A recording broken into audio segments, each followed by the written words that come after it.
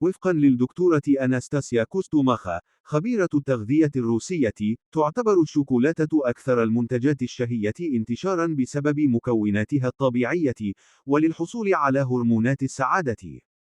وتشير الخبيرة في حديث لبرافدا رو إلى أن بعض المنتجين يغيرون وصفة الشوكولاتة التقليدية لتقليل تكلفة الإنتاج، فكيف نميز الشوكولاتة الحقيقية عن المزيفة؟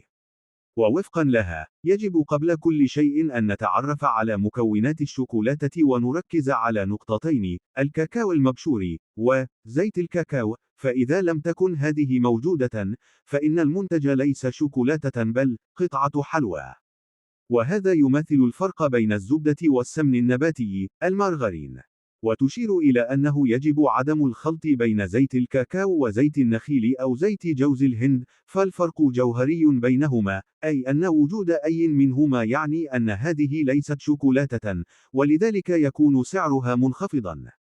ووفقا لها، بالنسبة للمشتري العديم الخبرة فلا فرق بين الكاكاو المبشور ومسحوق الكاكاو، مع أنهما مختلفان تماما، ولذلك تكون الشوكولاتة المصنوعة من مسحوق الكاكاو دائما أرخص من تلك المصنوعة من الكاكاو المبشور.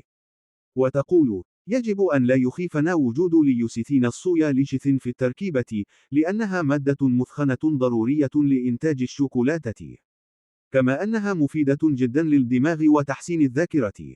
ولكن يجب أن تستخدم بنسب محددة في صنع الشوكولاتة.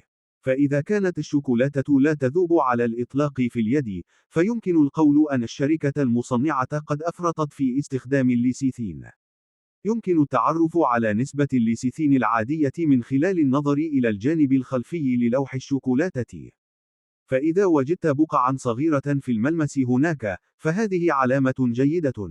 كما يجب أن لا تحتوي الشوكولاتة الجيدة على محسنات النكهة والأصباغ على الإطلاق. ووفقا لها، تعتبر الشوكولاتة المرة الداكنة الأكثر فائدة، وتأتي الشوكولاتة الداكنة في المرتبة الثانية، وشوكولاتة الحليب في المرتبة الأخيرة، وهي حلوة المذاق وأكثر شعبية ولها مذاق الكريم. وفي النهاية، لا تنسوا مشاركتنا أي أنواع الشوكولاتة تفضلون. المرجو الاشتراك في القناة والضغط على زر الإعجاب، ولا تبخلوا علينا بآرائكم. شكرا على المشاهدة، ودمتم سالمين.